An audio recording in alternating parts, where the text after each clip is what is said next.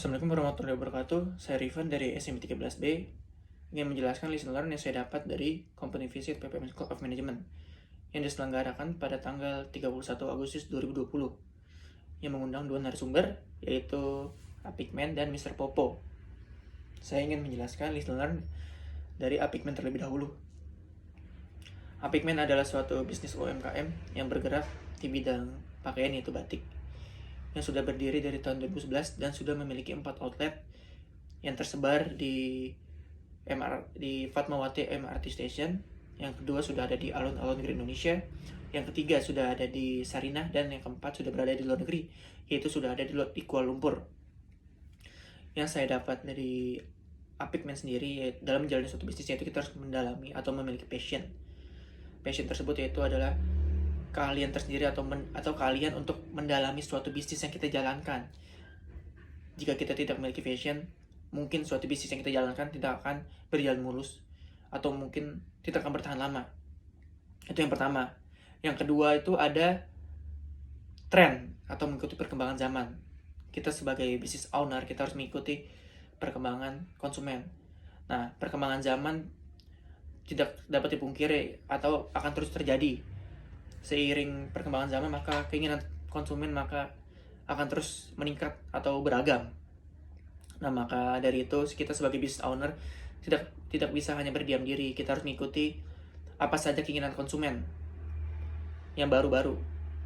Nah, contohnya yang saya dapat dari Apikmen sendiri, Apikmen sedang membuat batik satu set atasan dan bawahan. Dan yang uniknya ini, bawahannya tuh hanya seperti celana pendek. Pada umumnya mungkin kita memakai batik atasan dan bawahan celana panjang, tapi hanya celana pendek. Kenapa seperti itu? Apikmen menyesuaikan pasar, yaitu pasar-pasar yang terdampak pada COVID-19. Seperti kita tahu, pandemi ini sangat merubah kegiatan di dunia, bukan hanya di Indonesia.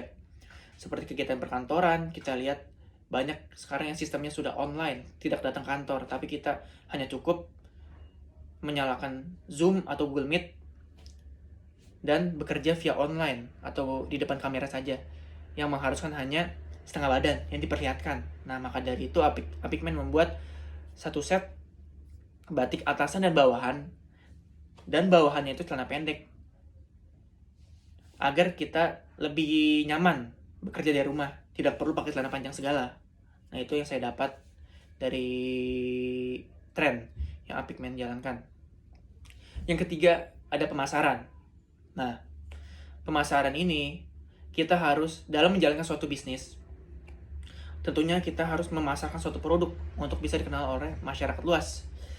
Nah, yang saya dapat dari Apikmen adalah kita harus mengetahui pendalaman pemasaran apa yang cocok untuk bisnis yang kita jalankan, sehingga bisnis tersebut dapat dikenal oleh target konsumen yang kita pilih. Itu dia yang ketiga. Dan yang keempat adalah berani mencoba dalam menjalani suatu bisnis. Tentunya kalau misalkan kita ingin menjalankan suatu bisnis, kita harus berani mencoba terlebih dahulu. Jangan terlalu banyak berpikir panjang. Contohnya misalkan, apakah bisnis saya bisa berjalan terus-menerus, atau ke produk yang kita pasarkan bisa langsung dibeli. Nah, itu tidak perlu dipikirkan terlalu ribet. Yang penting kita tuh harus terjun dan berani mencoba. Berani mencoba segala sesuatu yang sudah kita rancang dalam bisnis plan kita. Jangan ragu atau takut bisnis kita bakal mati atau tidak berkembang. Kalau misalnya tidak dicoba, ya kita tidak akan tahu hasilnya bagaimana. Nah, yang kelima tuh ada, yaitu dari Apikmen sendiri, yang kelima saya dapat adalah memanfaatkan limbah atau bahasa lainnya adalah sampah. Nah, Apikmen sendiri memanfaatkan beberapa limbah untuk dijadikan suatu produknya, itu suatu produk batik. Nah, kita lihat di sini manfaatnya adalah kita dapat menghemat budget dalam merancang suatu produk kita. Nah, di sini kita bisa lihat bahwa bahan-bahan yang kita perlukan dalam merancang suatu bisnis atau membuat suatu produk yang kita inginkan tidak selalu dengan harga mahal atau modal mahal. Kita bisa memanfaatkan barang-barang di sekitar kita, mungkin ya seperti limbah-limbah yang tidak terpakai. Nah, itu dia bisa kita pikirkan terlebih dahulu. Nah, itu dari Apik Mentor sendiri yang saya dapat. Nah, yang kedua saya lesson learn yang saya dapat dari Mr. Popo. Nah, Mr. Popo ini memiliki beberapa bisnis di beberapa bidang ya, berbagai macam nih, hebat sekali Mr. Popo. Yang pertama, Mr. Popo memiliki bisnis di bidang beras. Yang kedua ada di cake, kue. Yang ketiga, Mr. Popo juga menekuni podcast. Nah, saya ingin berbicara lagi di masa pandemi ini, mungkin banyak bisnis-bisnis yang merugi atau bahkan gulung tikar karena dampak pandemi yang bisa kita bilang sangat dahsyat, menurunkan semua ekonomi.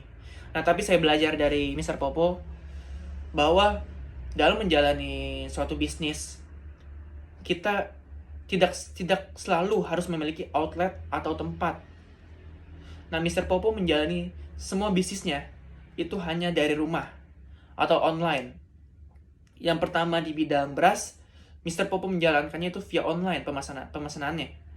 Hebatnya di masa pandemi, malah gara-gara orang full di rumah, tidak kemana-mana, otomatis keinginan konsumsi makanan meningkat. Nah, dari situ Mr. Popo meraih keuntungan yang sangat banyak. Dari situlah penjualan online beras Mr. Popo naik terus menerus sampai dengan sekarang karena dampak pandemi yang kita rasakan pada saat ini.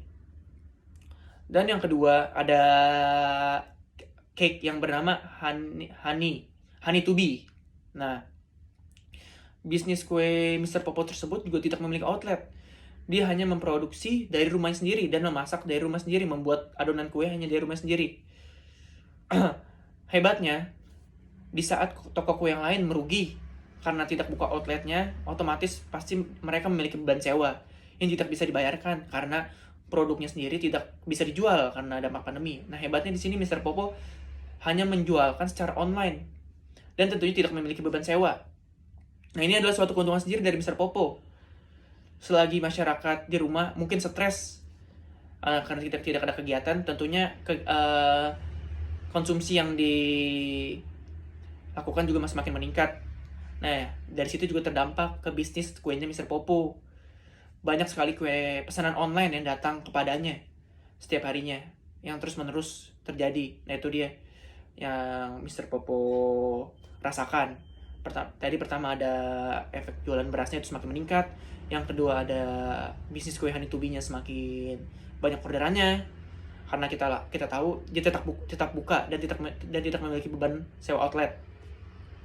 Yang ketiga adalah podcast. Nah, podcast sendiri yang kita tahu kita bisa membuatnya dari rumah sendiri. Tidak perlu kita pergi keluar atau melakukan kegiatan dari luar rumah. Kita bisa melakukannya dari dalam rumah. Nah, Mr. Popo sendiri tuh aktif sekali di podcast dan sudah memiliki beberapa video di podcast tersebut.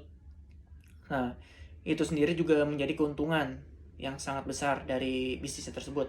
Nah, kita lihat dari pandemi tersebut, 3 bisnis